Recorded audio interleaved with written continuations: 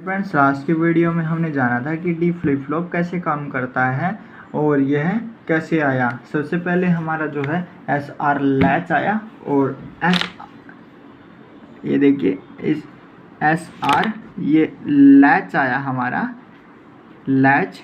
फिर उसके बाद एस आर फ्लिप फ्लॉप आया, उसके बाद हमारा डी फ्लिप फ्लॉप आया, क्योंकि हमारे फ्लिप फ्लॉप जो एस आर था उसमें जब हमारा 1 और 1 इनपुट आ रहा था तो हमारा इनवैलिड की कंडीशन आ रही थी। इनवैलिड की कंडीशन को दूर करने के लिए हमारा डी फ्लिप फ्लॉप आया, यानी कि जब हमारा 1 1 हुआ तो इसने उसको सेट और रीसेट की कंडीशन में चेंज कर दिया। तो अब हमारा इसी के बाद में इसी से हमारा एसआर से ही मिलता जुलता जो आया है वो जे के फ्लिप फ्लॉप आया है। ये रहा हमारा जे के फ्लिप फ्लॉप। जे के फ्लिप फ्लॉप में हमारा इसमें क्या किया है कि जो हमारी इधर ये हमारा एस आर फ्लिप फ्लॉप से ही जे के फ्लिप फ्लॉप आया है।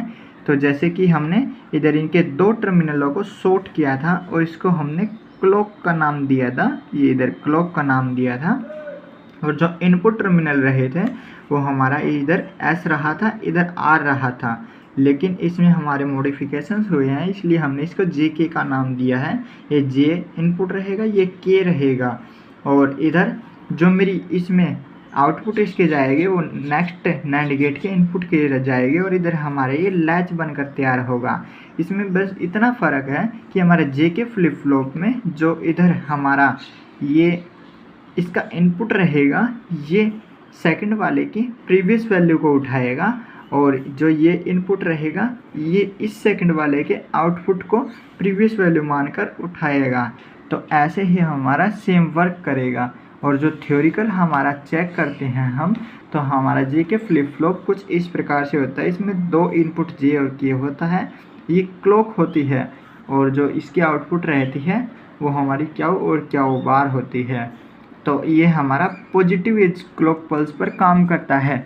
ये देखिए इधर पॉजिटिव एज के ये सिंबल है, यानी कि जब हमारा नीचे से ऊपर की तरफ जब हमारी वेव जाती है ऐसे स्फेरिकल, तो हमारा जब ऊपर जाती है तो इधर हमारा ये काम करता है इस कंडीशन में, ठीक है। तो इसलिए इसे पॉजिटिव एज के साथ रिप्रेजेंट किया जाता है। तो इधर हमने जैसे इसका ट्रुथ टेबल से भी हम इसको वेरीफाई करके आपको दिखाते हैं। तो फ्रेंड्स, इसमें एक याद रखने वाली बात ये है कि हम जो इसमें क्लॉक पल्स यूज करेंगे वो अब मैनुअली यूज नहीं करेंगे। इसमें हम जो क्लॉक पल्स यूज करेंगे अब मल्टी वाइब्रेटर से यूज करेंगे। जो मल्टी वाइब्रेटर का है वो स्ट्रक्चर भी आपको अगली वीडियो में हम दिखा देंगे कि वो कैसे बनता है और उसका आउटपुट जो क्लॉक पल्स देता है वो कैसे देता है। वो हमारा जो क्लॉक पल्स देता है वो हमारा स्क्वायर वेव में देता है, ऐसे इधर ऐसे इसमें स्क्वायर वेव बनती है हमारे इसमें आउटपुट में। तो हमारी इधर जब इसमें ये 1 की कंडीशन, ये 0, ये 1 और ये 0 बोली जाती है जब नीचे आता है, और ये ऊपर जाता है तो 0 बोली जाती है। और इसमें जब हमारा एस आर फ्लिप फ्लॉप से जब हमारा बाद में जब जे के फ्लिप फ्लॉप आया तो इस कंडीशन में जब हमारा इसमें लेवल और एज ट्रिगरिंग की बहुत ज़्यादा ज़रूरत पड़ने लगी। तो एज और लेवल ट्रिगरिंग क्या होती है, जो ये इधर हमारा 0 से लेकर ये 1 तक गया है इसे हम एज ट्रिगरिंग बोलते हैं। और जो हमारा यहाँ से हाई लेवल से और लो लेवल जाने तक इधर से लेकर इधर तक गया है इसे हम लेवल ट्रिगरिंग बोलते हैं। और ये फिर से एज ट्रिगरिंग हो गई। ये हमारी अप से डाउन एज ट्रिगरिंग है और ये डाउन से अप एज ट्रिगरिंग है। और ये इधर भी हमारी लेवल ट्रिगरिंग रहेगी, ये चाहे 1 पर हो या 0 पर हो, इसे हम लेवल ट्रिगरिंग और इसे एज ट्रिगरिंग बोलेंगे।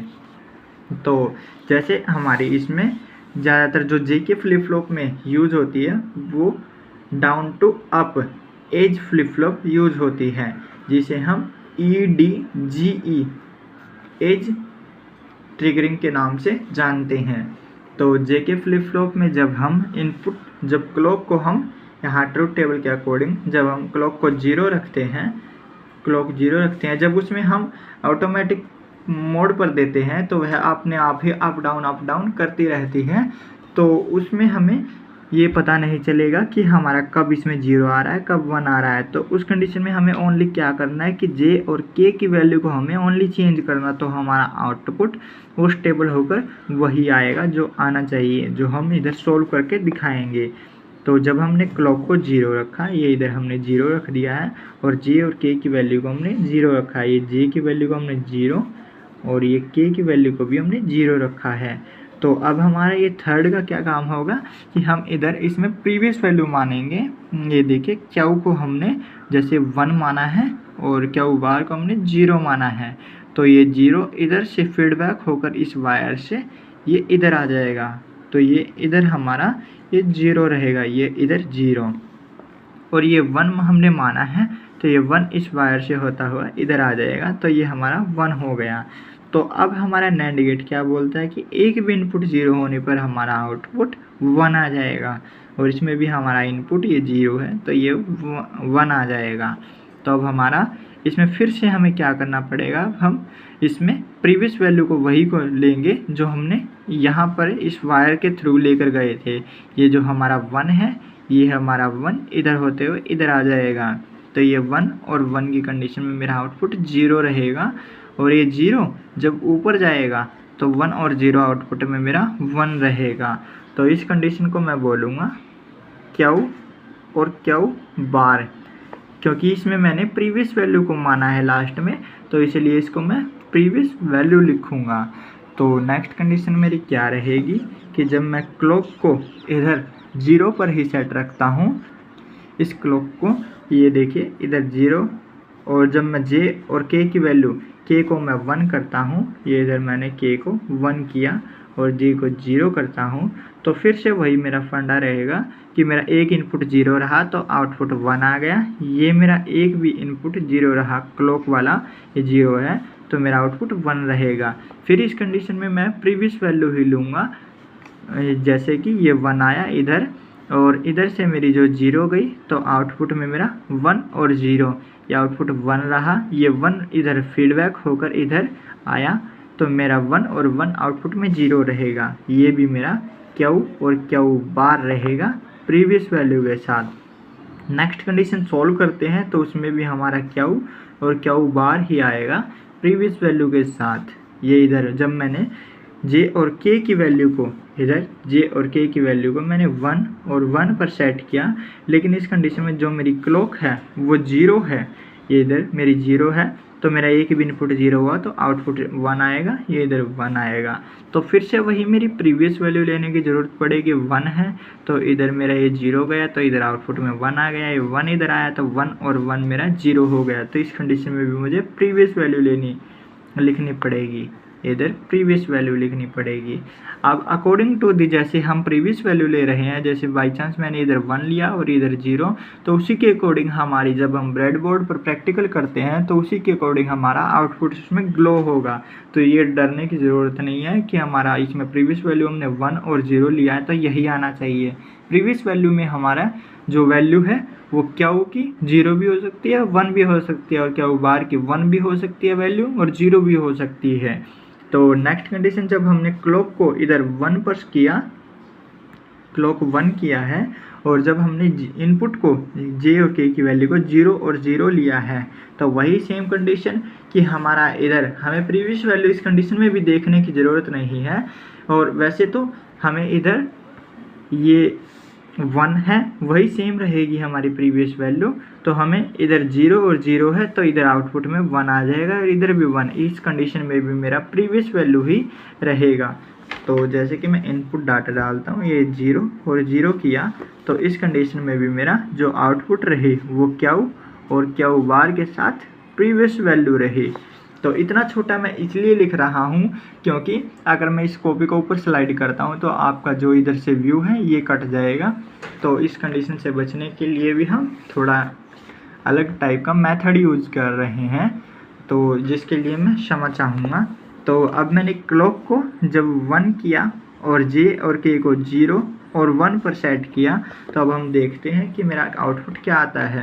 जब मैंने जे को 1 पर सेट किया, सॉरी जे को 0 पर सेट किया, ये 0, और ये के को 1 पर सेट किया है, तो मेरा इधर से भी ये 0 है और जे की वैल्यू भी 0 है, तो आउटपुट ऑब्वियसली 1 हो जाएगा। और इधर मेरा ये थोड़ा मैटर अलग है, ये देखिए इधर ये मेरा फीडबैक होकर ये 1 आया है, क्योंकि यहाँ मैंने 1 और 0 लगाया था, तो लास्ट भी वैल्यू मेरी यही आई थी, तो ये फीडबैक होकर 1 इधर आता है, ये 1 हो गई। और के में भी मैंने 1 दिया और क्लॉक भी मेरी 1 है, तो 1 1 की कंडीशन में मेरी आउटपुट में 0 आ जाएगा। यहाँ से मेरी वैल्यू चेंज हुई है। तो नैंड गेट में मेरा क्या होता है, एक भी इनपुट 0 हुआ तो आउटपुट में मेरा 1 आ जाएगा, और ये 1 ऊपर फीडबैक होकर गया, तो 1 और 1 आउटपुट में मेरा 0 आ जाएगा। तो इस कंडीशन में मेरा क्या हुआ कि जो मेरा क्यू की वैल्यू है वो मेरी 0 रही, ये क्यू की वैल्यू 0 और ये 1 रही, तो ये जो मैंने इनपुट दिया वो इससे मेरा आउटपुट में आया है।